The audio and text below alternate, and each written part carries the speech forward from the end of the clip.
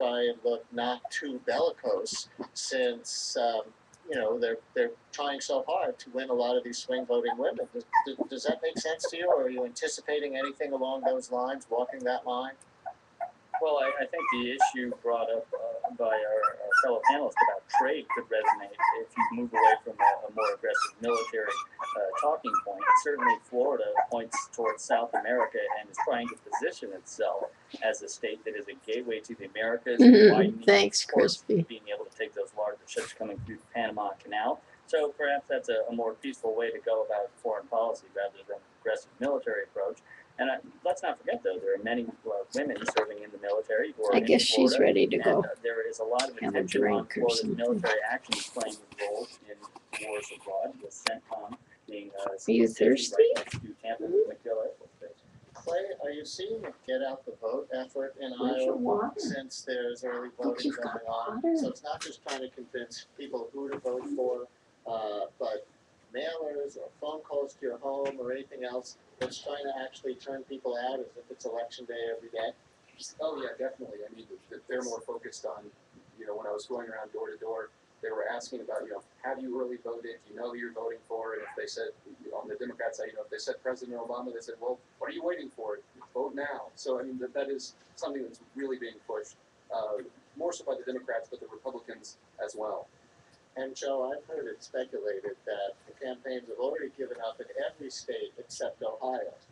And they won't admit it, but if they assume the southern swing states of North Carolina and Florida are going to Romney, and the big upper Midwest swing states of Michigan and Wisconsin and Minnesota are going to Obama, then Colorado's still in play, that matters. Iowa and New Hampshire and Nevada with their small number of electoral votes, and then turnout in Ohio. And all that real attention now, all that attention now is really focused on getting out the voters in Ohio, where it will be ultimately decided with that number of electoral votes. What do you think? How much is that overstating it from what you could tell? That is definitely not overstating it. It is 110% true. Here in Ohio, we are seeing daily candidate visits. We're seeing, high-profile surrogates for each candidate here in several areas of the state and in places they've never gone to before, or at least not in recent memory. One thing to remember, Ohio is important here because no Republican They're has all ever won really the White good House without dogs. first winning Ohio. So if Mitt Romney wants to defeat, according to the way it's been in the past, he has to win Ohio. How are you seeing them try to turn out the vote? Okay. Well, we're seeing ads on TV. There are ads saying, here's your early voting center, here's the information you need, you can go here, you can order your ad online, or order your ballot online, or order it, not online, but order it through, they've been sending out cards to people, and people can return this card, and they can get their ballot. Good night, Mrs. Plants, if you can hear me. Every single county, people, they are getting the early voting card, and we're seeing them continue to do so each day. I saw there were two new Ohio polls today, one with the dead heat and one with the president up by 5 points, which is still very close. Are there certain polls seen as more credible in the state? Well, it's really hard to judge with these polls, Brian. We were looking at the PX poll today, which is the one you were talking about that has a 5-point lead. And, that one was a little different than some of the other ones. But traditionally, that poll's been pretty close here in Night Ohio. pasta. One of the, a couple things to remember is we had the auto bailout. That helped Ohio. Yeah. So Ohio is in maybe a better position than some other swing states because 1 out of 8 jobs. It's already 8 is o'clock, in so But the other thing I'll just be is here that in for Ohio, a lot another of the hour. money that was given through the stimulus went back into our government. So we didn't have It's huge warm job in losses. here. Leave it there with Joe Ingles from Ohio Public Radio and Television. Oh, Mark Simpson he's from ready to WMFD Orlando, relax. Clay Masters from Iowa Public Radio. Yeah. Thank you all very much. Enjoy the debate. Thanks, Brian. Thanks very much. And that concludes our pre-debate call-in. Thanks to all of you for your time. Yeah, and for puppy your calls. 3. I'm Brian Lehrer. You can join me on the web now if you like for a live online chat simultaneous to the debate. You can even play debate bingo with us at the politics website itsafreecountry.org. Itsafreecountry.org. And stay tuned for the debate in Big 1 minute teethies. right here. Show everybody your teeth. Support Show for this your program teeth. comes from Borton Volvo with the 2013 Volvo S60 with 250 horsepower and all-wheel drive. designed to take you to work with confidence when Minnesota shows its winter face. Online at MortonVolvo.com or Facebook. On Morning Edition, Kathy Wurzer asks the questions that need to be answered. Did the mental Betty health system bed- fail Betty after time. Stanley? I don't think it was a failure of the system. Tune There. in weekdays Can you lay 4 down to like 9 this? on Minnesota Public You Radio. remember how to do that? This is Minnesota Public Radio News, You're 91.1 cute. KNOW, Minneapolis, St. Paul. Read breaking news. Listen online at nprnews.org. Cloudy skies, 59 degrees in the Twin Cities. The forecast for tonight, cloudy skies with periods of drizzle. Some areas of fog after midnight. A low tonight, low 50s. Cloudy tomorrow, periods of drizzle, high in the upper 60s. Wednesday, probably mostly cloudy, 50% chance of showers and isolated thunderstorms, high in the low 60s.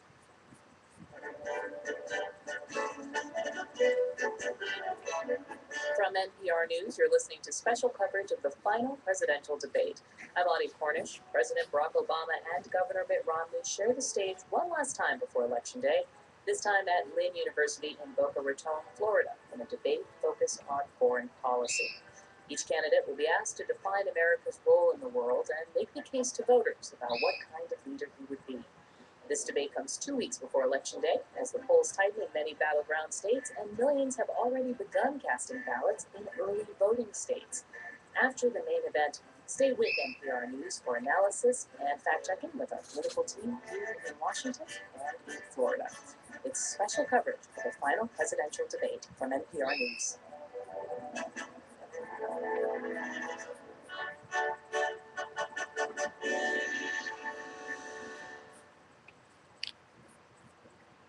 And they're getting ready on stage at Lynn University in Boca Raton in Florida. And this debate is set up much like the vice presidential debate was just a few weeks ago, with both candidates sitting at a desk facing the moderator, CBS's Bob Schieffer. And Mr. Schieffer revealed that the topics for tonight will include, among other things, the war in Afghanistan, the standoff over Iran's nuclear program, and the rise of China. Right after, stay with NPR for analysis with our team here in Washington and in Florida. You can also check out npr.org to join the discussion online. And soon, I think we're going to see the candidates coming out onto the stage. Debate moderator Bob Schieffer is about to begin. Debate of the 2012 campaign brought to you by the Commission on Presidential Debates. This one's on foreign policy. I'm Bob Schieffer of CBS News. The questions are mine, and I have not shared them to the candidates or their aides. The audience has taken a vow of silence. No applause, no reaction of any kind, except right now, when we welcome President Barack Obama and Governor Mitt Romney.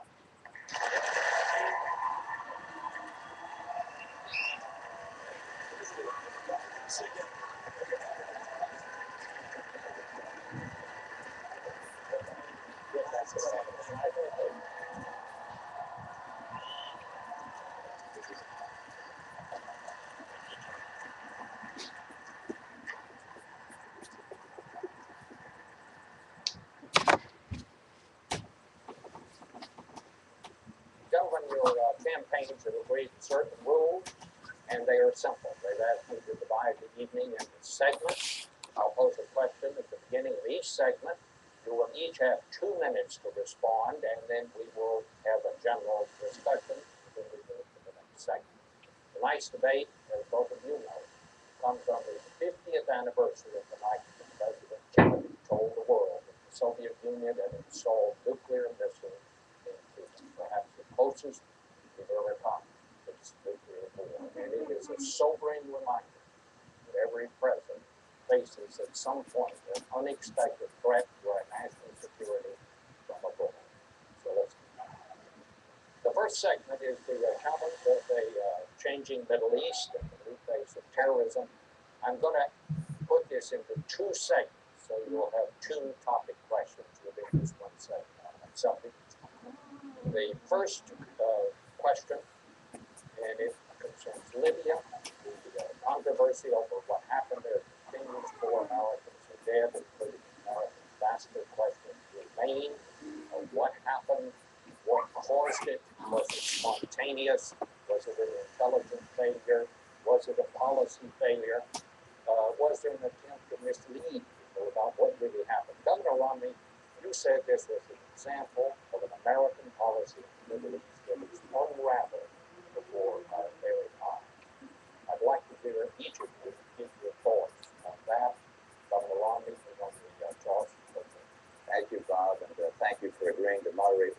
this evening.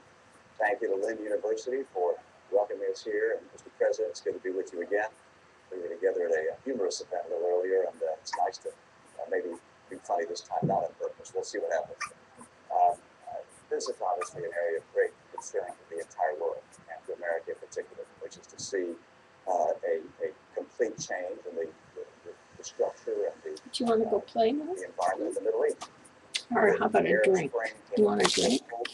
It would be a change towards more moderation, an opportunity for greater participation on the part of women in the public life and in economic life in the Middle East. Instead, we've seen in nation after nation a number of disturbing events. Of course, we see in Syria 30,000 civilians having been killed by the military there. We see in Libya an attack apparently by terrorists of some kind against our people there. 4 people dead. Our hearts and minds go to them. Mali has been taken over, the northern part of Mali, by Al Qaeda type. We have in Egypt a Muslim Brotherhood president, and so what we're seeing is a pretty dramatic reversal of the kind of hopes we had for that regime. Of course, the greatest threat of all is Iran, 4 years closer to a nuclear weapon.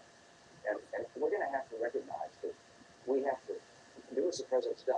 I congratulate him on taking out Osama bin Laden and going after the leadership in Al Qaeda. But we can't kill our way out of this man.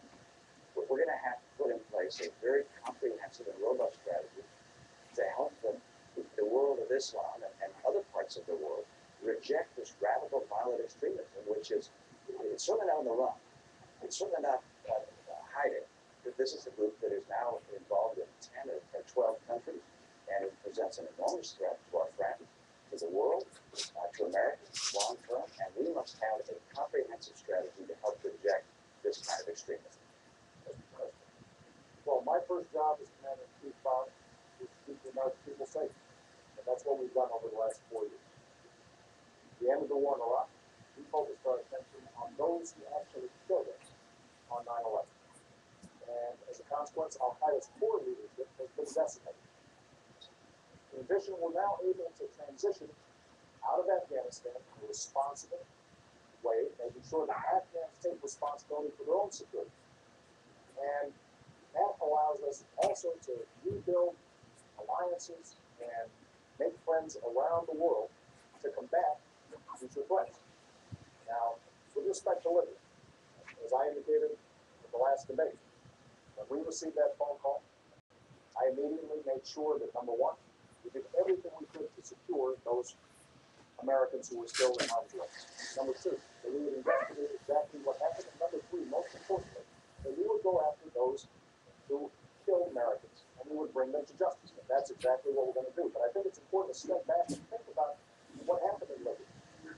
Keep in mind that I and took leadership in organizing an international coalition that made sure that we were able to, without putting troops on the ground, at the cost of less than what we spent in 2 weeks in Iraq, liberate a country that had been under the yoke of dictatorship for 40 years, got rid of a despot who had killed Americans. And as a consequence, despite this tragedy, we had tens of thousands of Libyans after the event of Gaddafi marching and saying, America is our friend. We stand with them. Now, that represents the opportunity we have to take advantage of. And, Governor Romney, I'm glad that you agree that we have been successful in going after Al Qaeda.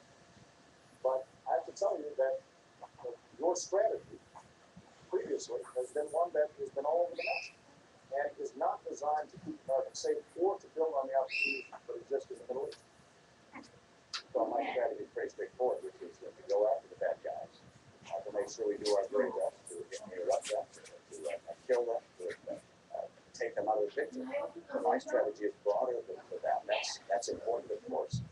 But the key that we're going to have to pursue is a pathway to get the Muslim world to be able to reject extremism itself.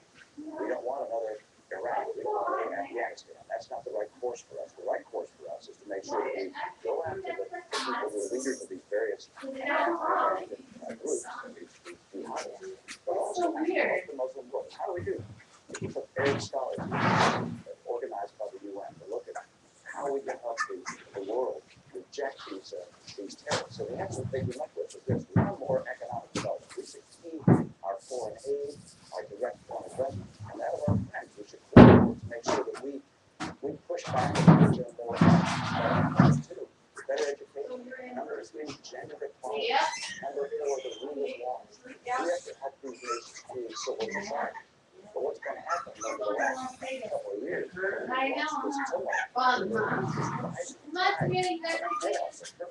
You see Al Qaeda Russia, you see other jihadist groups Russia, and they're throughout many nations in the Middle East.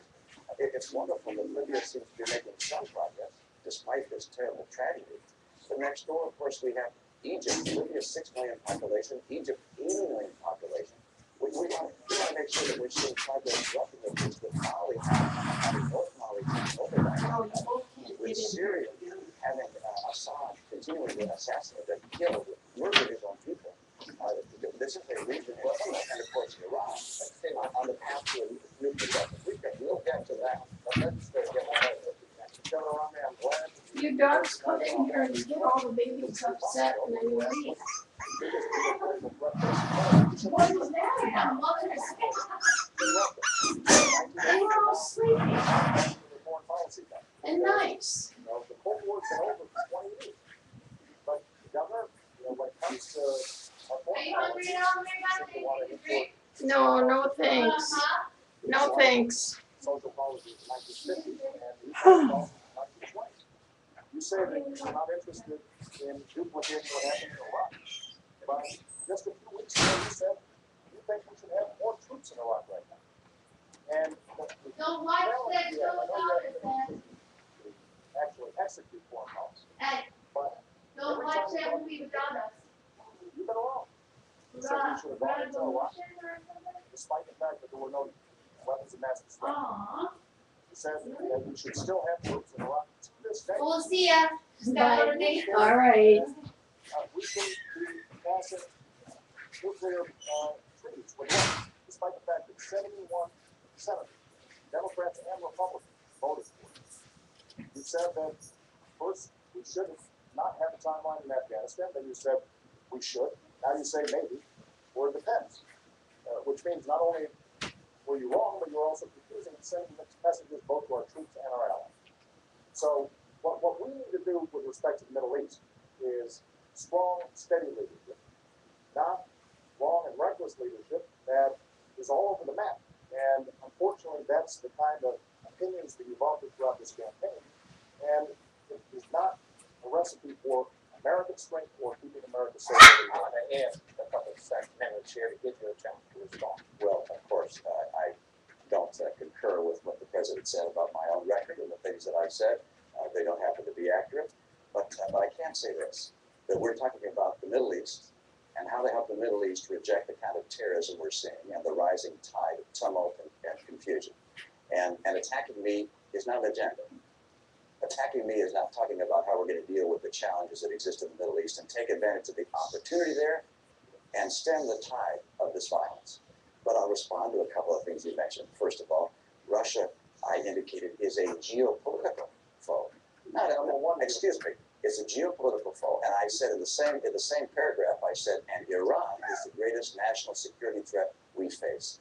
Russia does continue to battle us in the UN time and time again. I have clear eyes on this. I'm not going to wear rose-colored glasses when it comes to Russia or Mr. Putin. And I'm certainly not going to say to him, I'll give you more flexibility after the election. After the election, he'll get more backbone. Number two, with regards to Iraq, you and I agreed, I believe, that there should have been a status of forces agreement. Did you? Oh, you didn't? You didn't want a status of forces? No, what I would not have done is left 10,000 troops in Iraq that would tie us down. That certainly would not help us in the Middle East. I'm sorry. You actually, there was an effort on the part of the president to have a status of forces agreement. And I concurred in that and said that we should have some number of troops that stayed on. That was something I concurred with. That was your posture. That was my posture as well. You thought it should have been 5,000 troops. I thought it should have been more troops. But you know what? The answer was we got no troops through whatsoever. This is just a few weeks ago that you indicated that we should still have troops in Iraq. No, sorry, that's it. I indicated that you failed to put in place a status of forces agreement at the end of the conflict that existed. Here's one thing I've learned as a candidate. You've got to be clear. both to our allies and our enemies, about where you stand and what you mean. Now, you just gave a speech a few weeks ago in which you said we should still have troops in Iraq. That is not a recipe for making sure that we are taking advantage of the opportunities and meeting the challenges of the Middle East. Now, it is absolutely true that we cannot just meet these challenges militarily. And so what I've done throughout my presidency and will continue to do is, number one, make sure that these countries are supporting our counterterrorism efforts. Number two, make sure that they are standing by our interests in Israel's security, because it is a true friend and our greatest ally in the region.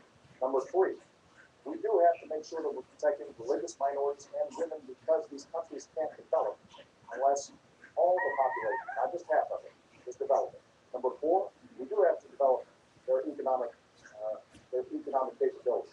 But number five, the other thing we have to do is recognize that we can't continue to do nation building in these regions. Part of American leadership is making sure that we're doing nation building here at home. That will help us maintain the kind of American leadership that we need. Let me interject the second topic question in this segment about the Middle East and so on, and that is, you both mentioned, alluded to this, and that is Syria. The war in Syria is now spilled over into Lebanon. We have more than 100 people that were killed there in the bomb. There were demonstrations there, 8 people dead. Mr. President, it's been more than years since you told Assad that he had to go since 30,000 Syrians, 300,000 refugees, the war goes on, still there. Should we reassess our policy and see if we can find a better way to influence against there, or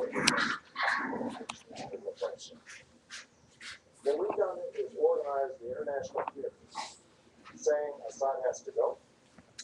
We've mobilized sanctions against that government. We have made sure that they are isolated.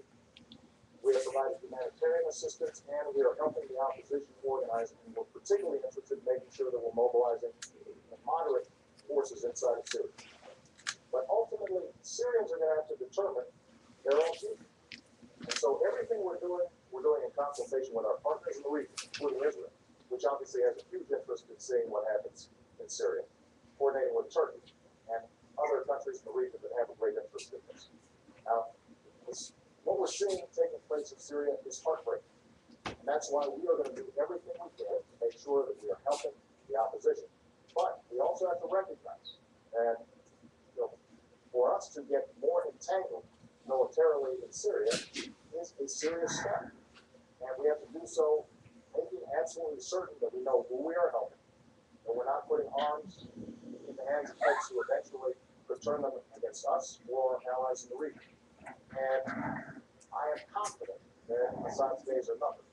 But what we can't do is to simply suggest that, as Governor Romney at times has suggested, that giving heavy weapons, for example, to the Syrian opposition is a simple proposition that would lead us to be safer over the long term. Well, let's step back and talk about what's happening in Syria and how important it is. First of all, 30,000 people being killed by their government is a humanitarian disaster. Secondly, Syria is an opportunity for us because Syria plays an important role in the Middle East, particularly right now. Syria is Iran's only ally in the Arab world. It's their route to the sea. It's the route for them to arm Hezbollah in Lebanon, which threatens, of course, our ally Israel. And so seeing Syria remove Assad is a very high priority for us. Number two, seeing a replacement government being responsible people is critical for us. And finally, we don't want to have military involvement there. We don't want to get drawn into a military conflict.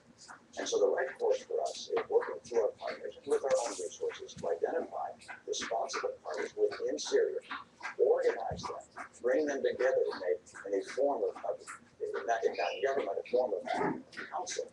They can take the lead in Syria, and then make sure they have the arms necessary to defend themselves. We do need to make sure that they don't have arms that get into the wrong hands. Those arms could be used to hurt us down the road.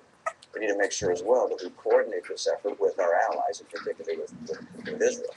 But the Saudis, the Qatari, and the Turks are all very concerned about this. They're willing to work with us. We need to have a very effective leadership effort in Syria, making sure that the insurgents there are armed, and that the insurgents that we Thanks, have Crispy. are people who will You be know, responsible. actually, I think they're Regular all doing athletes, so well. Assad must go. Maybe I don't need to come. But I believe we want to make sure that we have the relationships of friendship with the people If I that could take stay place, away. such that in the years to come, we see Syria as a friend and Syria as a responsible party in the Middle East. This is a critical opportunity for America. And what I'm afraid of is that we've watched over the past year or so, first Oh, presidents no. saying, well, we'll let the UN deal You with having it. trouble, Chris?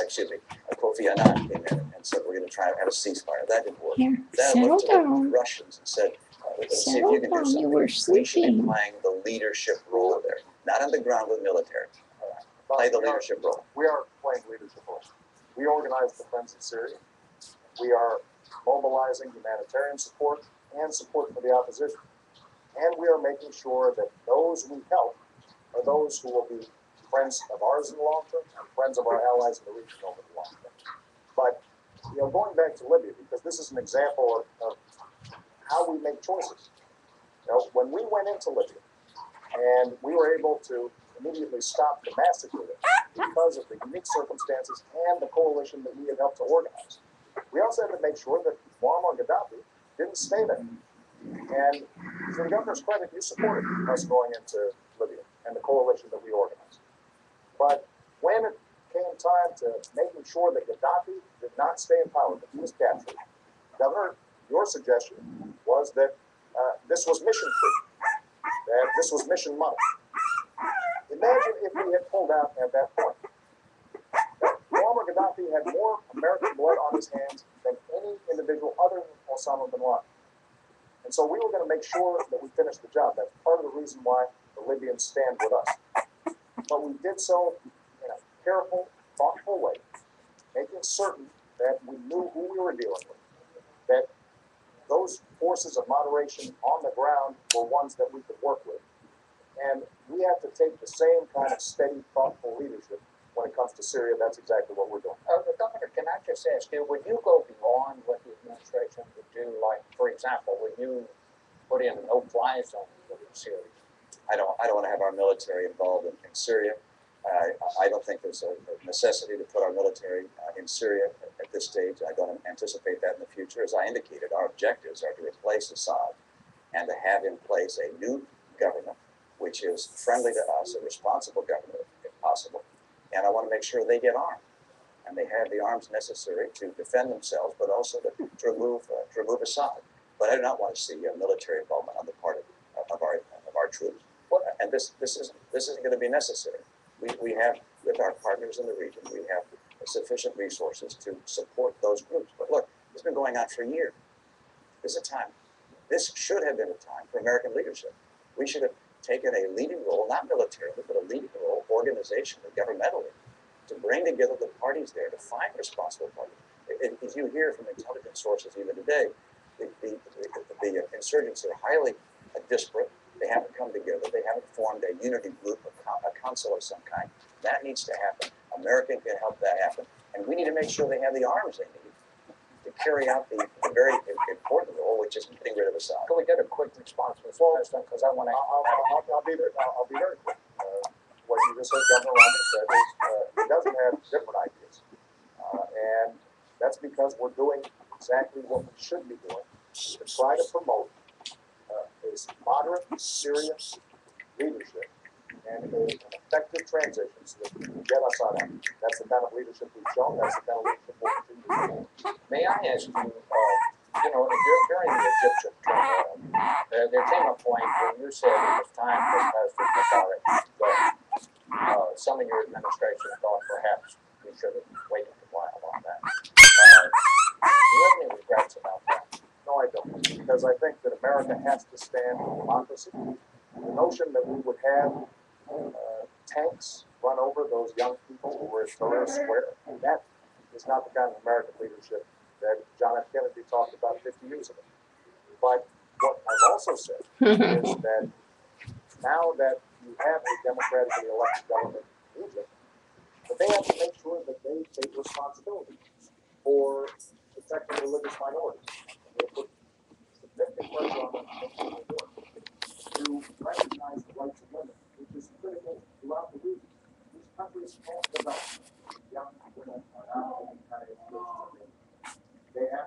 I find Prince William University, that is a red line. Because I don't want individual security state to our security state to get that unwrapped. They have to make sure that they're cooperating with us when it comes to counterterrorism. And we will help them with respect to developing their own economy, because ultimately, what's going to make the Egyptian revolution successful for the people of Egypt, but also for the world, is that those young people who gathered there are seeing opportunities. Their aspirations are similar to young people here. They want jobs. They want to be able to make sure that kids are going to a good school. They want to make sure that they have a roof over their heads, that they have the prospects of a better life in the future. And so one of the things we need to do is for example, organizing entrepreneurship conferences with these Egyptians to give them a sense of how they can start rebuilding their economy in a way that's not transparent. But what is also important for us to understand is that for America to be successful in this region, there's some things that we're going to have to do at home as well. One of the challenges over the last decade is we've done experiments in nation building in places like Iraq. Neglected, for example, developing all of the economy, all energy sectors, all education systems. And it's very hard for us to project leadership around the world when we're not doing what we need. Governor Romney, I want to hear your response to that, but I would just ask you, was your stuff with you on? No, I believe, as the president indicated and said at the time, that I supported his action there. I felt that I wish we'd have had a better vision of the future. I wish that looking back at the beginning of the president's term, and even further back than that we'd have recognized that there was a growing energy and passion for freedom in that part of the world, and that we would have worked more aggressively with our friend and with other friends in the region to have them make the transition towards a more representative form of government, such that it didn't explode in the way it did. But once it exploded, I felt the same as the president did, which is these freedom voices of the streets of Egypt, were the people who were speaking of our principles, and President Mubarak had done things which were unimaginable, and the idea of him crushing his people was not something that we could possibly support.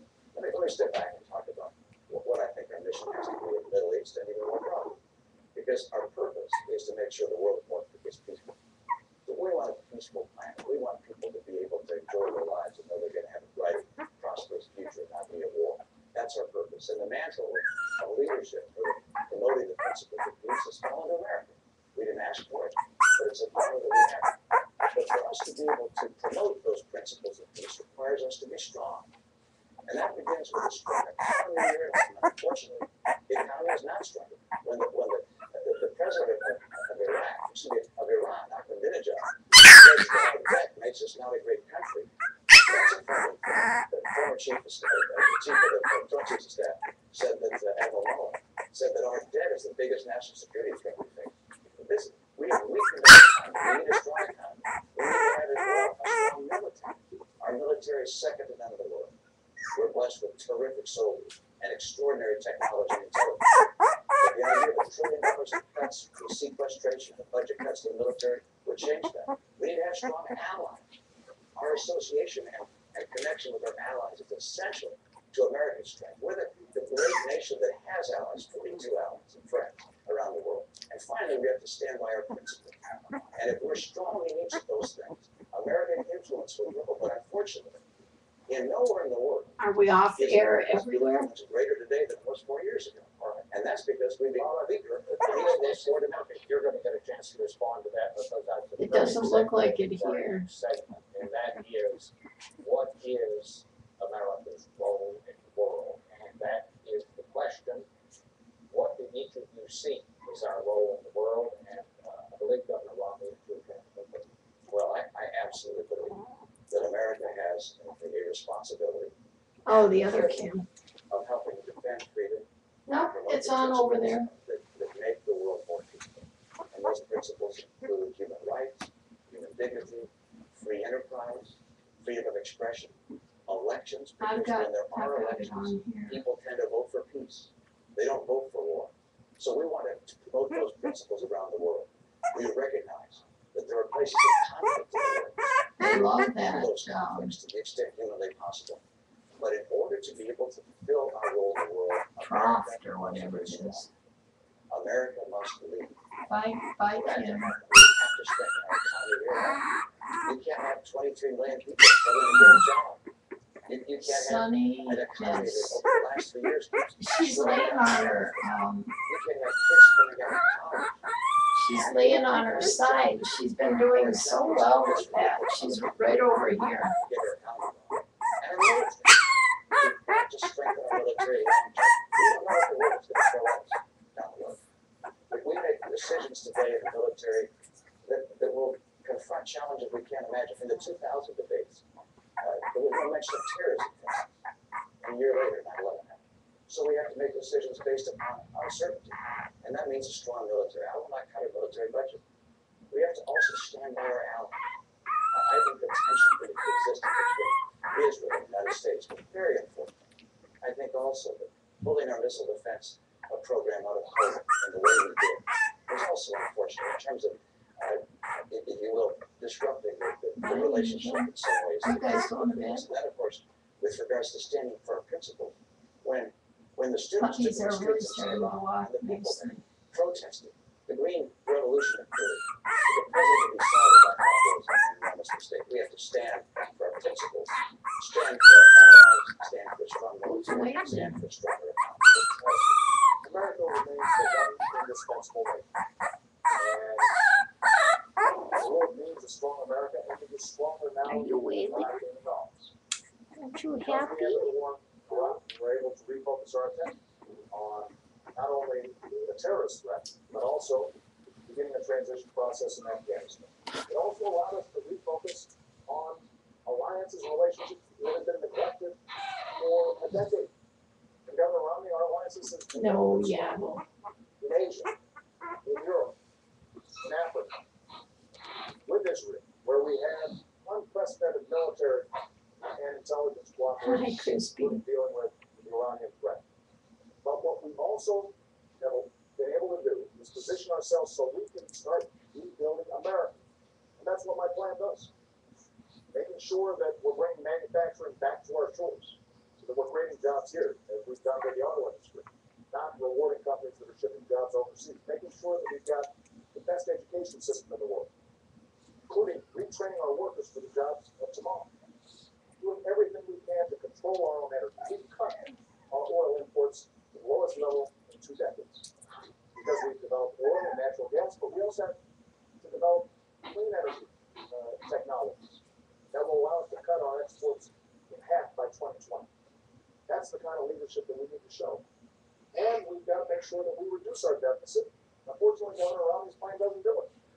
We've got to do it in a responsible way by cutting out spending we don't need, but also asking the lobbyists to pay a little bit more. That way we can invest in the research and technology that's always kept us at the cutting edge. Now, Governor Romney has taken a different approach throughout this campaign. Both at home and abroad, he has proposed wrong and reckless policies.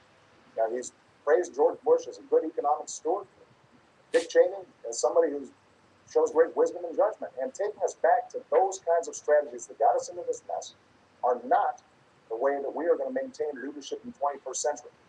Governor Romney, wrong and reckless policies? I've got a policy for the future and an agenda for the future. And when it comes to our economy here at home, I know what it takes to create 12 million new jobs and rising take-home pay. And what we've seen over the last 4 years is something I don't want to see over the next 4 years. The president said by now we'd be at 5.4% unemployment. We're 9 million jobs short of that. I will get America working again and see rising take-home pay again. And I'll do it with 5 simple steps. Number 1, we are going to have North American energy. Yeah, that's what I see on here too. Crispy, can you hear me? Coal, gas, nuclear, and our renewables. That's too bad it's Number 2, not we're working. going to increase our trade. Trade goes about 12% per year. It doubles about every 5 or so years. We can do better than that, particularly in Latin America. The opportunities for us in Latin America, we have just not taken advantage of fully. As a matter of fact, Latin America's economy is almost as big as the economy of China. We're all focused on China. Latin America is a huge opportunity for us. Good. Time zone, language opportunity. Number 3, we're going to have to Well, have it's too a bad training program Ustream that is works being for our such a workers, and schools pain. that finally put the parents and the teachers and the kids first, and the teachers' union's going to have to go behind. And then we're going to have to get to a balanced budget. We can't expect entrepreneurs and businesses large and small to take their life savings or their company's money and invest in America if they think we're headed to the road to Greece. And that's where we're going right now, unless we finally road get to off this Greece. spending and borrowing binge. And I'll get us on track for a balanced budget. And finally, number 5, we've got to champion small business. Small business is where jobs come from. 2/3 of our jobs come from This small is businesses. New business formation copper, I is down think. to the lowest Yeah. level in 30 years. He's under got this the half administration. I shawl want to bring it back and get back good jobs and rising take-home pay. So let's talk about. and a dot head. First of all, Governor Romney talks about small business. He was crying Governor, when you before, were, so in Massachusetts, evidently he wanted to come back small here with businesses, me. Development ranked about 48, I think, out of 50 states in Massachusetts. Because the And look at policies that these you're promoting guys. actually don't help small businesses. Sonny is doing so well, Include, folks laying that are on very her tough. side. They include you and me. That's not the kind of small Very business well. promotion. They all are. They're all being An A+ example that we know is gonna make a puppies difference tonight. in the 21st century, and that's Ed our must have been education. working with We've them had a lot of today. chance to talk about this in the last debate. Now, under my leadership. I know he works every day Reformed with education, them. working with governors. And they love that, We've seen progress and gains in schools that they were love having a that terrible time. trough Starting or to whatever it is, finally make trough. progress. And Oh, what I you're really want off? to do is to hire more teachers, Oh, especially no. in math and science, because we know that we've fallen behind when it comes to math and science. And those teachers can make a difference. Now, Governor Romney, when you were asked by teachers whether or not this would help the economy grow, you said this isn't going to help the economy grow. When you were asked about reduced class sizes, you said class sizes don't make a Oh, difference. good. I I'm tell glad you, you're here, talk. Crispy. They will tell you it does make a difference. And if we've got math teachers who are able to provide the kind of support they need for our kids, that's what's going to determine whether or not the new businesses are created here, companies are going to locate here, depending on whether we've got the most highly skilled workforce and the kinds of budget proposals that you put forward. When we don't ask either you or me to pay a dime more in terms of reducing the deficit, but instead we slash support for education, that's undermining our long-term competitiveness. That is not good for America's position in the world. And the world notices. Hi, Monique. Get back to foreign policy. Well, Can I just get back to I need to speak. No. Okay, let me talk just about education because Okay. I'm so proud of the state that I had the chance to be governor of. No, he was crying, We so have, I took him up. Every 2 years, tests that look at how well our kids are doing. 4th graders and 8th graders are tested in English and math. Oh, While I was governor, I was proud that our 4th graders came out number 1 of all 50 states in English and also math. let's see. Do you mean Amber? Do you like First time one Amber? state had been number Monique? 1 in all 4 measures. How do we do that? Well, Republicans and Democrats came together Or, on to put in place education. Coral. principles that Coral focused is on having pretty good dark, too. Teachers in the classroom, 10 years and that was what allowed us to become Hi, number 1 Monique. state in the nation. But that was 10 years before you took office. And we've done absolutely. And then you I haven't the first- massaged the very first- many of and the we little kept our ones. schools number 1 in the nation. They're still number 1 today. And the principles that we put in place, we also gave kids not just a graduation exam that determined whether they were up to the But skills Coral needed is, I to think, enable the community, but darkest. also, if they graduated at the top quarter of their class, they got a 4-year tuition-free ride at any Massachusetts public institution of higher learning. That happened before you came into office. That was actually mine, Mr. President, you got that fact wrong. I want to try to shift it because we have heard some of this in the other debates. Governor, you say you want a bigger military, you want a bigger Navy. You don't want to cut defense Yeah, I spending. do too. What I want to ask you, we're talking about financial problems in this country. Where are you going to get the money? Well, let's come back and talk about the military, but all the way through. First of all, I'm going through from the very beginning. We're going to cut about 5% of the discretionary budget, excluding military. That's Oh. all right, and that's without. Oh, Right. you mean, The good news is I'll be happy to have you take a look. Come on our website. Justice. And look at how we get to a balanced budget. Within Yeah. 8 to 10 years. Yeah, I We do it by had getting- Justice by up reducing here. spending in a whole series of programs. By the way, number 1 I get rid of is Obamacare. There are a number of things. Because that it's sound good to but frankly, we can't afford socialization, and that one doesn't sound Russell. good, and it's not affordable. So I get rid of that one from day 1. It's nice for every creature to be touched, you know, and Absolutely have to have. it's very good for them, Number 2, for their we have some development. programs that we are going to keep, like Medicaid, which is a program for the poor. We'll take that healthcare program for the poor, and we give it to the states to run because states run these programs more efficiently. and Does said, that make I said, sense? Please, give me this program. I can run this more effectively. Besides, I like to do it. States like It's Arizona, fun. Rhode Island have taken these Medicaid dollars, have shown they can run these programs more cost effectively.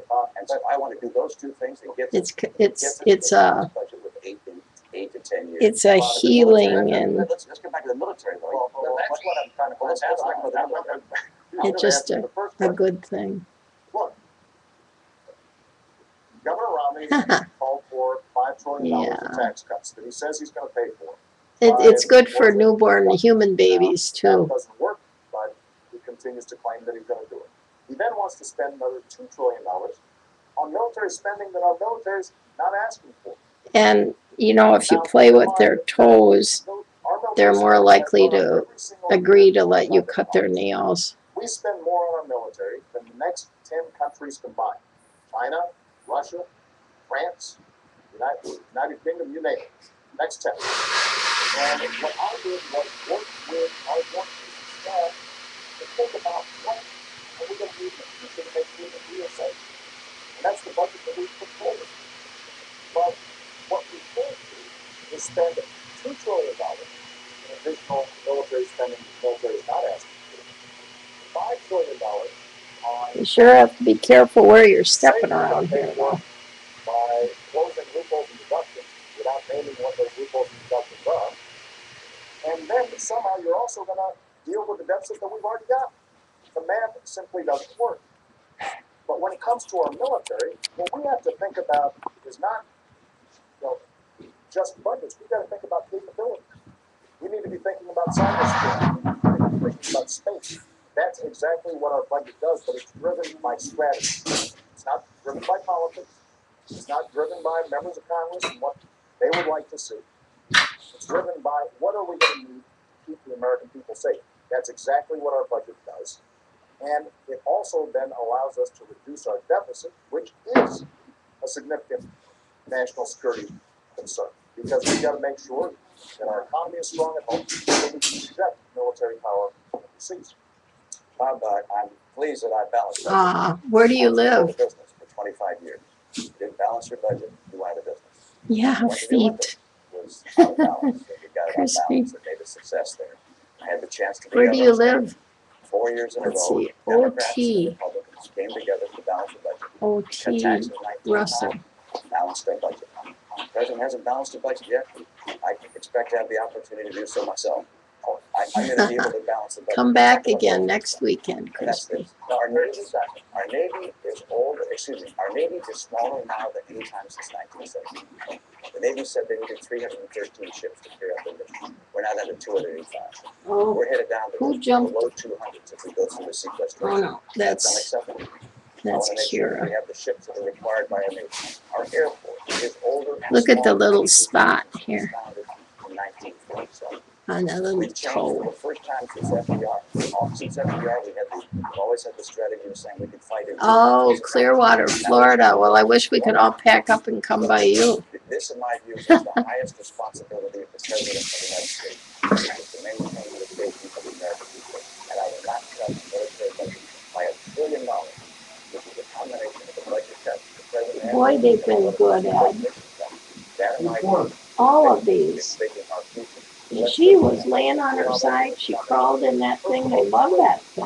Not something that I The promote, trough. something that Congress can promote. We will not have. And she's been so wonderful. It's not reducing our military And spending, it's maintaining. Pluto is walking, you know that.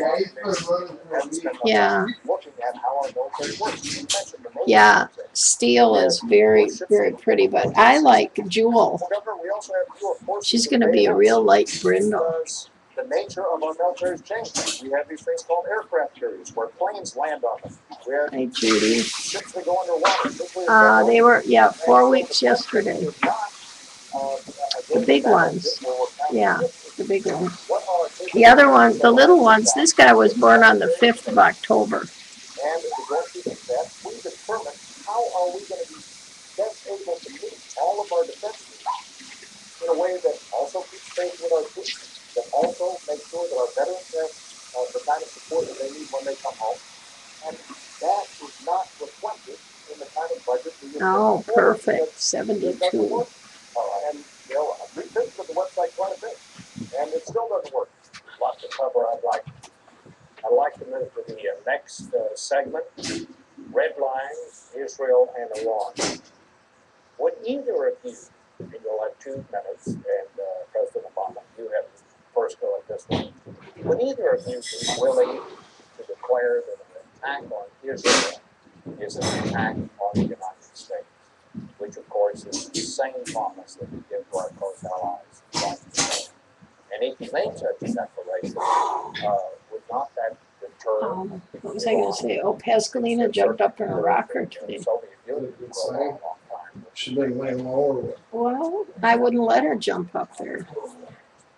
So first of all, I don't know what the doctors would is say. a true friend, is our greatest ally in the region. She goes for a walk America yesterday and today right around the I've made block. that clear throughout my presidency. So you're saying, we've already made that declaration. I will stand I got food over here. and this is the reason why, working with Israel, we have created. Who was the strongest drinking? military and intelligence Somebody was cooperation drinking. between our She was really drinking. Venus. Out of the blue ball? Yeah. in history, this very week. She was But thinking about jumping in Kira's box earlier, looking up as long over as the I'm in the edge. United States, Iran will Mm. not get a nuclear weapon. I made that clear when I came into office. We then organized the strongest coalition and the strongest sanctions against Iran in history, and it is crippling their Oh, economy. thanks. Their currency has dropped 80%. Their oil production has plunged to the lowest level since they were fighting That's a war nice with of you Iraq to say. 20 years ago. But their economy is in a shambles. And the reason we did this is because a nuclear Iran is a threat to our national security, and it's a threat to Israel's national security. You want to go back? Your mom's in there, and all your siblings are eating. You want to go find something to eat? For them to be able to provide nuclear technology to non-state actors, that's unacceptable. And they have said they want to see Israel wiped off the map. Boy, I'm So thinking, with respect to sanctions, Jewel is so cute. offers Iran a choice. She They is can really cute. take the diplomatic Mhm. route and end their nuclear program, or they will have to face a united world and a United States president who said, we're not going to take any I guess we got a cute picture of Jewel last night, didn't we? is that during the course of this campaign, he's often talked as if we should take Oh, okay. Monique's gonna be here the 19th. young men and women. Yeah, let me know. I always understand that that is the last visit, not the first visit. Well, first of all, I want to underscore the same point the President made, which is that if the President of the United States, when I'm President of the United States, we will stand with Israel. And if Israel is attacked, we have their back. Not just diplomatically, not just culturally, but militarily. Ustream is being annoying tonight, yeah, they say. There's no question that the nuclear Iran and nuclear capable Iran is unacceptable to America. Well, That's that's a how threat it goes. to our friends, but ultimately a threat to us to have Iran have nuclear material, nuclear weapons that can be used against us or be used. Who wants to come up by me? It's also essential for us to understand what our mission is in Iran, and that is to dissuade Iran from having a nuclear weapon through peaceful and diplomatic means. And crippling sanctions are something I called for 5 years ago when I was in Israel speaking at the Brazilian conference. I laid out You 7 wanna, steps. Monique, why did you ask about, And they do work. You're seeing it right now in the economy. Justice? Do you want to see her up close? Earlier, but it's good that we have it. Number 2, something I would add today is I would tighten Oh, yeah, sanctions. mush. I would say that ships that carry Iranian oil can't come into Wow, our she's a good I eater, imagine huh? the EU would agree with us as well. Not only ships couldn't, I'd say companies that are moving their oil can't. I remember how troublesome Bobo was. Further. But, you know, he was, Diplomatic isolation. What is going on with you in the mush ditch? His words are not to Seriously? citation. I would indict him for it. I would also make sure You gotta that turn their around diplomats if you are wanna treated eat. like the pariah they are around the world. The same way we treated the apartheid diplomats of South Africa. We need to increase pressure time and time again on Iran because anything other than a solution to this which stops this nuclear folly of theirs is unacceptable to America. And of course, a military action is the last resort. It is something one would only consider if all of the other avenues had been tried to their full extent. Let me ask both of you there. As you know, there are reports that are on in the United States as part of an international group of agreed in principle to talk about Iran's nuclear program. What is the deal if there are such talks? What is the deal? Sure is pretty. I think it's cold. Well, first of all, those are reports Did you in the touch it newspaper. in? They are not. Yeah, they're not getting But our goal is to get Iran to Did you say she recognize it needs to give up its nuclear program and abide by the UN resolutions she's the that one. have been in place. The Olympic Because they have an skater, right? opportunity to re-enter the community of nations. Boy, We would welcome that. poor, There are people in Iran who have who's the the same person? aspirations as people all around the world Lance. for better life. And we hope I don't know what to think about him. takes the right decision. But if you don't will accept it, they have their nuclear program. It's very straightforward. And, you know, I'm glad that Governor Romney agrees with the steps that we're taking. You know, there have been times, Governor Franklin, during the course of this campaign where it sounded like you thought that you do the same things we did, but Gemma. you say them louder. And Gemma, somehow boy, Gemma's just racing around. the work involved in setting Here, up these programs come on and see me. is very Hi. Hi, Let's start with Pokey. the day we got into office. And Hi. this is a testament to how we restored American credibility and strength. Oh, Is we have to make sure that all the she's countries, cute. even countries like Russia and China, She's so cute. because if it's just us that are imposing sanctions, we've had sanctions in place for a long time. It's because we got everybody to agree that Iran is seeing Hey, so much pressure. hey. We've got to maintain that pressure. There is a deal to be had, and that is that they abide by the rules that have already been established. They convince the international community they are not pursuing a nuclear program. There are inspections that are very intrusive, but over time, what they can do is regain credibility. In the meantime, though, we're not going to let up the pressure until we have clear evidence that takes place. And one last thing, just to make this point. The clock is ticking. Oh, I think, Ed, is it Bob charges $300? $300.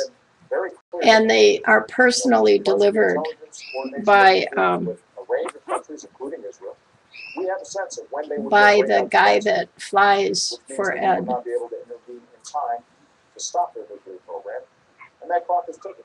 We're going to make sure that if they do not meet the demands of the international, then we are going to take all options necessary.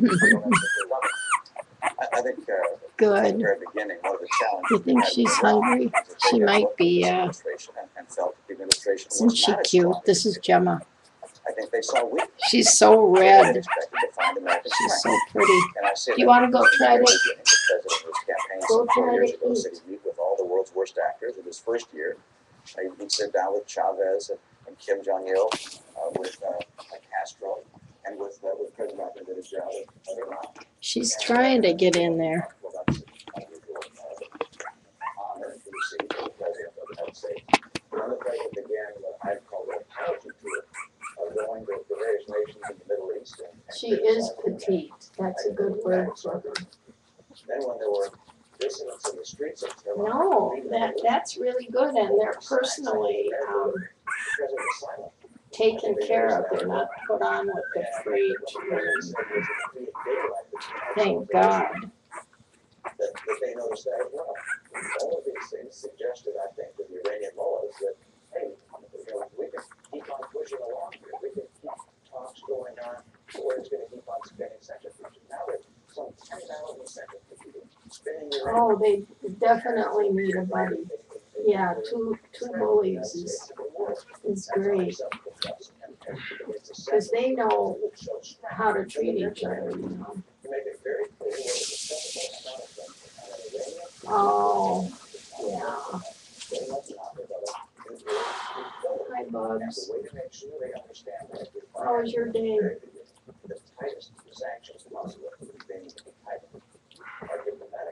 Oh, look, Gemma got in there. Because if we do that, we won't have to take another break. Nothing, Governor Romney just said, look, starting with this like the whole holiday. This has been, probably the biggest loss that's been sold to every force in this campaign. Every fact checker and every reporter has looked at, the governor has said this is not true. And when it comes to Yeah, you worked hard, long hours today. as I said before, we put in the toughest, most different things ever. And the fact is, while we were coordinating the international coalition, Yeah, one of the guys that called me from Roseville just lost his Great Dane. He's looking at one of these. Yeah, he too. was supposed to come yesterday, Was he? but his daughter got sick. Oh. Yeah, he sounds like a nice guy, Mark. Yeah, it's sad. He had a great day. He had a Great Dane. Yeah.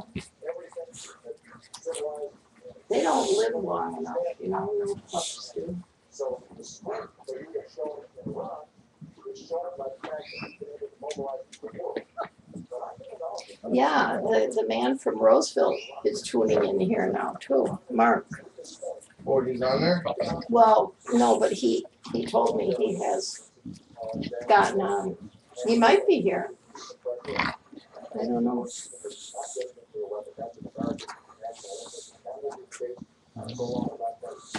Look at her, she went right around at the end, she's going in, she wanted her tunnel. You know, she loves that thing. Sonny? Yes. She's been in there almost all night. That's a wonderful thing you've got there. Oh, there. Kira, that's a good girl. Don't you lay down. Does she have to, you have to put her down more? Or I don't know what she's thinking. is she okay? Here. And then in those nations, on Arabic TV, you said that America has been dismissive of human rights. You said that America has dictated other nations. Mr. President, America has not dictated other nations. We have freed other nations. Here. Dictated on They're already starting to play, aren't they?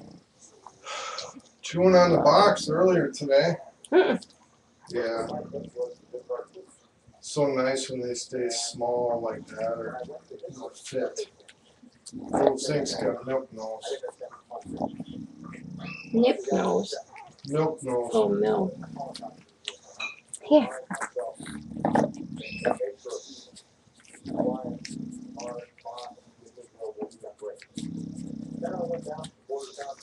Coral is licking it off. Yeah. Hey, no fighting. Fight back, young lady. Don't let her bully you. Which is why as president, we funded no program to stop those things. So that's how I do my travel. I travel with women. And the central question at this point is not always going to be credible. Always. And they can look at my travel. Okay, good night, Rayon. Whether it's dealing with counterterrorism, whether it's supporting democracy, whether it's supporting women's rights, whether it's supporting religious minorities, they can say that the President of the United States and the United States Have a good night's sleep, are everybody. on the right side of this. And that kind of credibility is precisely why we're able to show on a wide range of cases worldwide. Yeah, there's 9. There were 10, but one, sad to say, got smothered.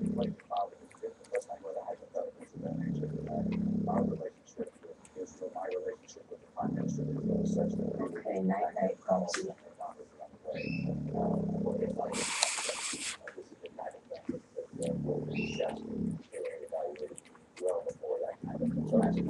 I know.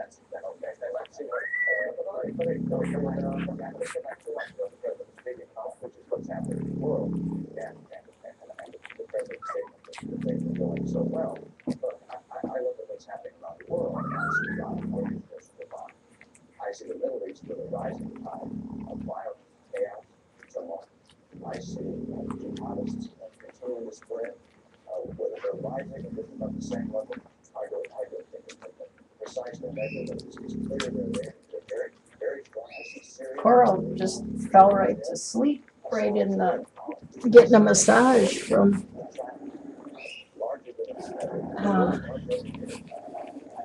zinc. I don't feel we see North Korea continuing to export their nuclear technology. Russia said they're not going to follow another nuclear anymore. They're backing away from the nuclear proliferation treaty that we had with them. I look around the world, I don't see our influence growing. I see our influence receding, in part because of the failure to deal with our economic challenges, right? In part because of our withdrawal from our commitment to our military that we have to develop. In part because of the turmoil with Israel. Oh yeah, 9 o'clock for me to get on home to Pasadena.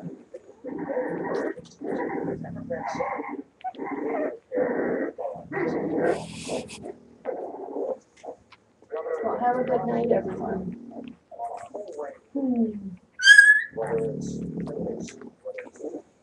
Afghanistan, whether it's Iraq, whether it's now Iran.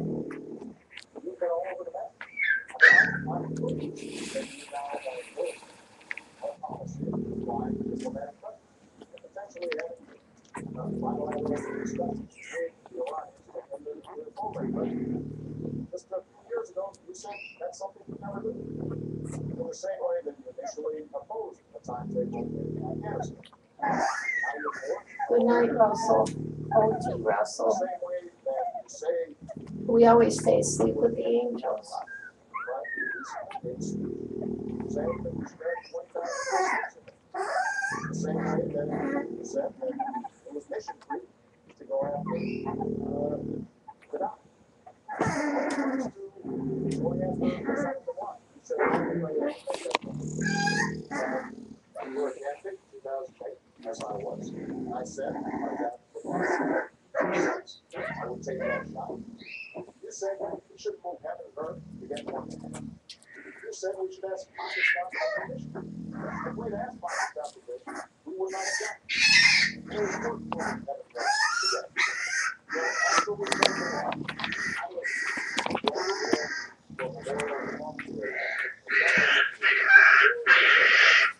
Are they fighting on each other? Sonny's just being our justice. Oh, no. Sonny, are you gonna be rough?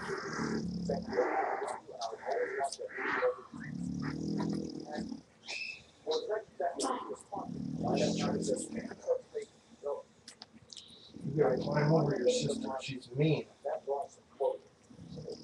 And when we do things like that, when we bring those who have harmed us to justice, that sends a message to the world. Is she a little timid? She just can't stand up and defend herself. She's trying like hell. I don't know why she doesn't fight back. Because her name is Justice? But what you have to understand is that I look at what we need to get done to keep the Americans safe, move on in this board, and I make those decisions. All right, let's go, and that leads us, this takes us right to the next segment of America's longest war. Pakistan. Governor, you get to go. You can't go, because you can't have the president just lay out a whole series of items and not give you a chance. So, with respect, sir, you had laid out quite a program. Well, that's probably true. We'll give you, we'll get you. The United States is scheduled to turn over responsibility for security in Afghanistan to the Afghan government in 2014. It seems to me the key question is, what do you do for a deadline around August? Afghans are unequal. They sure are. Somebody is a ledge dweller. Well, we're going to be finished by 2014.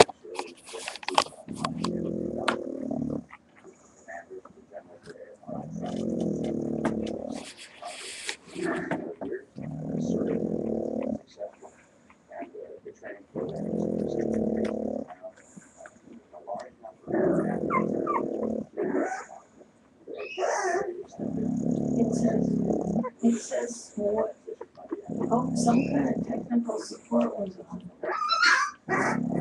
Probably because they're having so much trouble. Yeah, there was a little window that came on and wham Sam technical support or something was. Maybe it's Max. Maybe. It was a little orange window. Yeah, some Max has been kind of trying to figure out what's going on with my cams.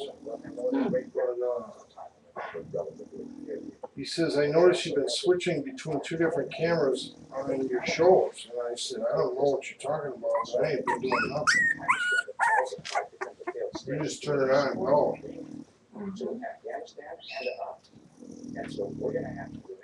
Sonny chased her right out of there.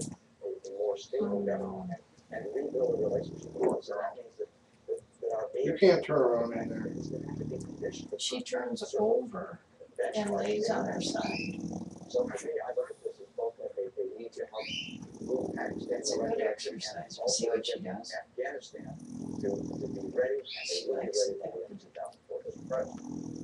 And she lays half in and half out. Still logged on to Iraq. And Afghanistan got a certain for that. The end of the war in Iraq. We focused our attention on Afghanistan. Well, they're looking really, really good. They got their nails cut last night. And you know, now No, you have to sleep right there. got us there. Part of what happened is we forgot why we don't. What? I can't find my phone. Thumb guard, you shouldn't have never took it off. Oh, I can't. So we designated With this, it's like a cast. We then started to build up Afghan forces. And we're now in a position where we can transition out. So there's no reason why Americans should die when Afghans are perfectly capable of defending their own country. That transition has to take place in response to that. Been there a long time. We've got to make She sure loves that. Yeah, Does she like it more than us? she thinks it's hers. I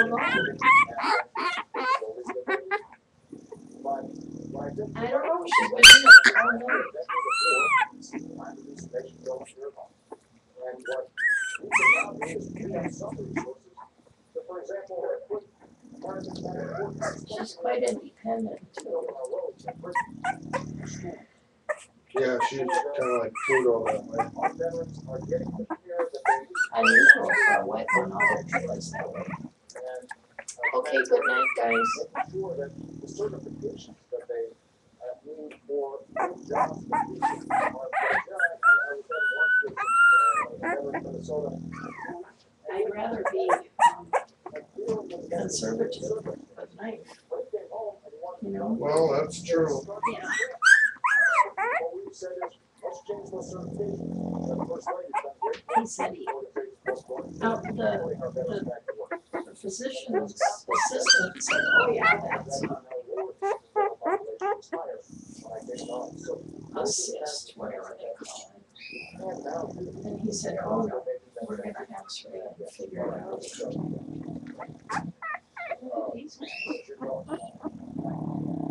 So do they sleep all by themselves? What do you mean? Alone? All night? Who? The puppies. See what she does. This is what she does. This is what she likes.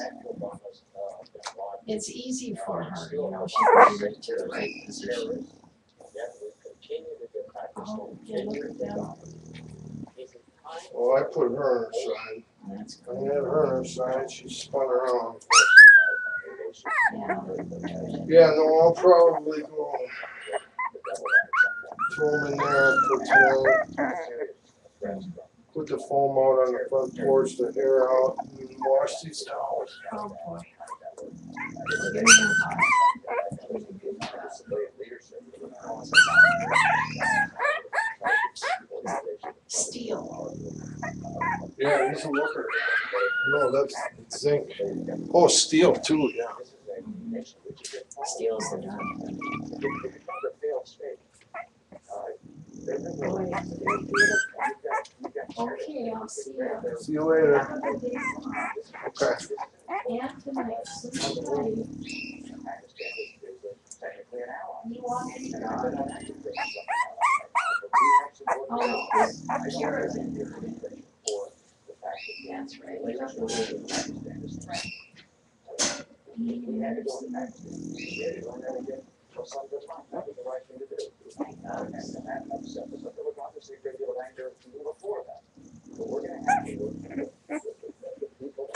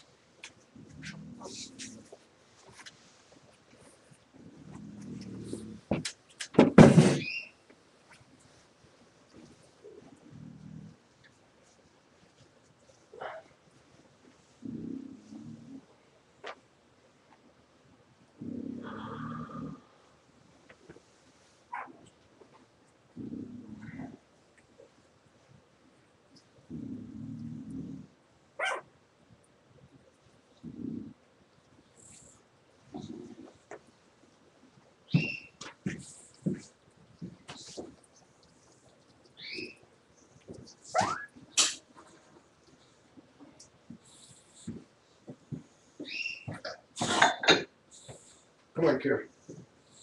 Come on.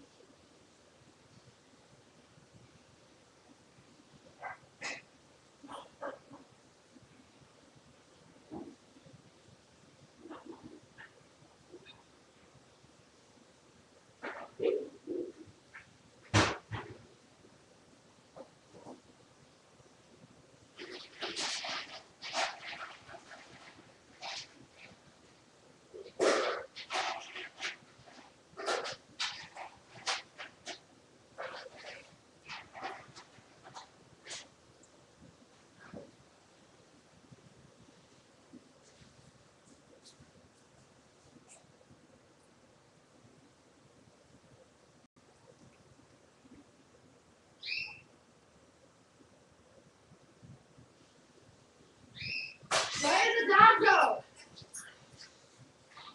Huh? Come on, little Lauren. I'll take the razor blue one.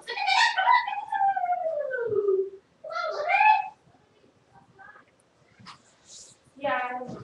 Dad won't tell me.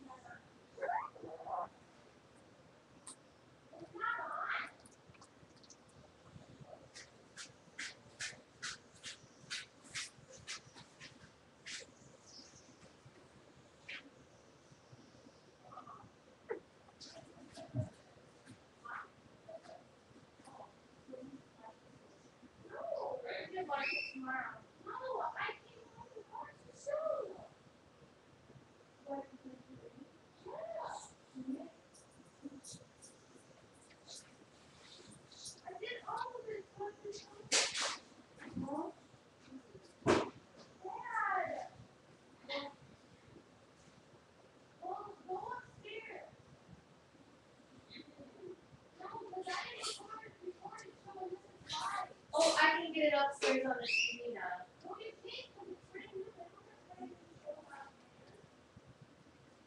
It's called TV series.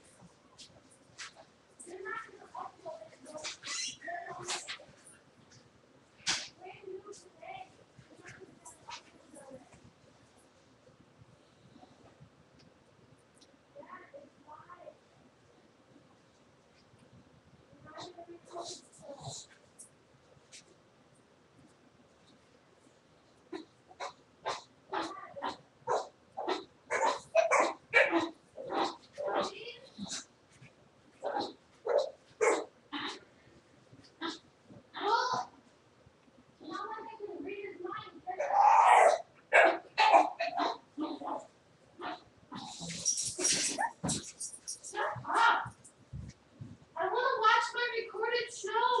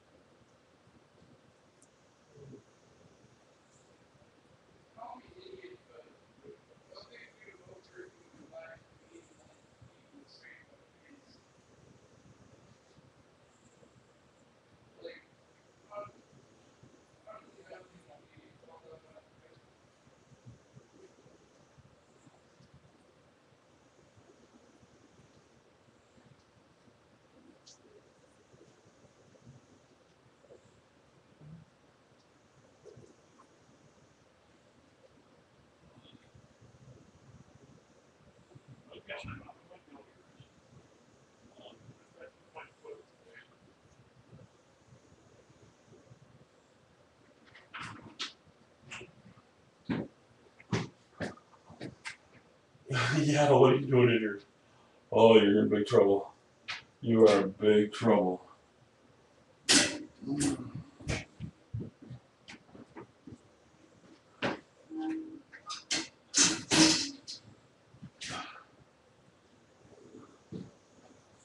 You ever heard my phone, have you? This is off the garage.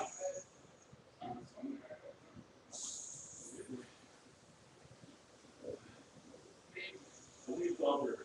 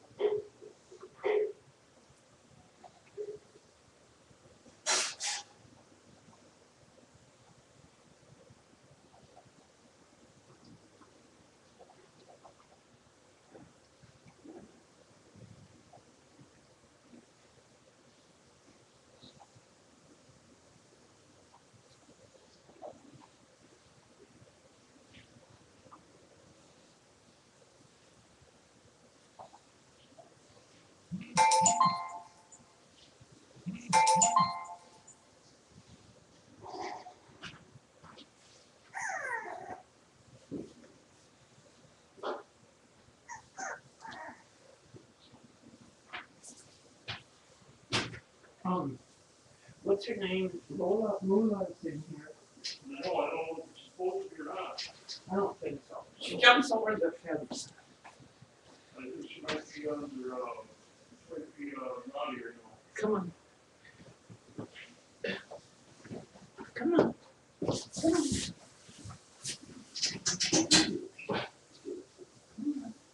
Go on. Go on. Go on.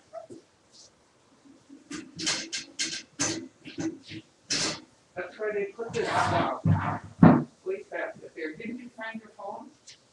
I have it all the right. Oh, okay. That was right in there. Uh-huh. Oh, you were reading that of it?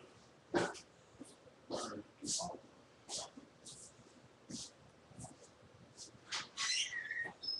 bringing the living Jesus over. He's great to be in the refrigerator.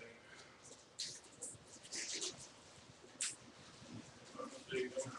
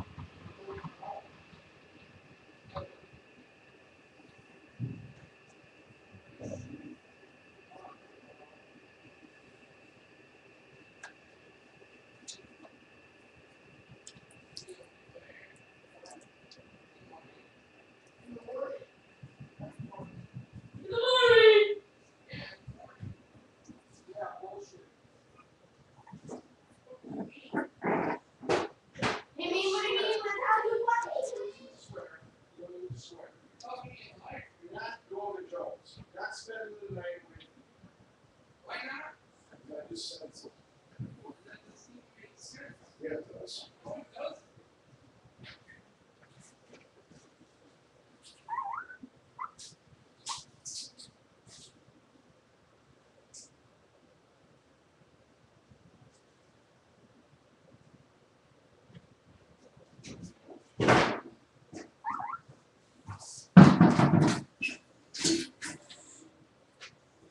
Pluto, what's going on? You took over the tunnel?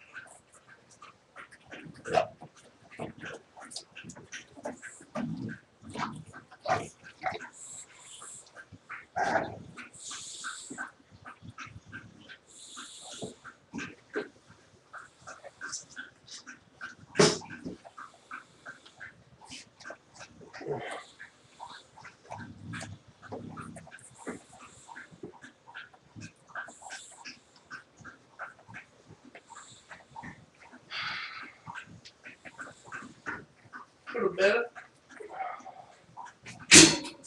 So why do I have to stay here?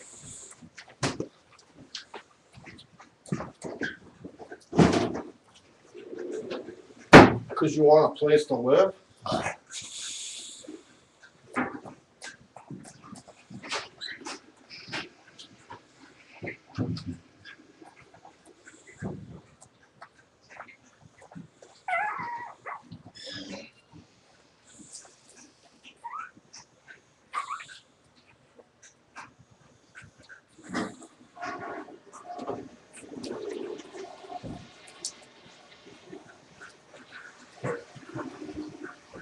I'm asking why do I have to watch the puppies tonight? I didn't say you watch puppies tonight. I said you gotta get to bed. Why do I have to get to bed? So you can get up in the morning and Yeah, I'll be here in the morning. yeah, whatever. What does that mean? Means I'll be here in the morning? You know what? This is your only job right now. So go to bed so you can do your job. Or go get a job.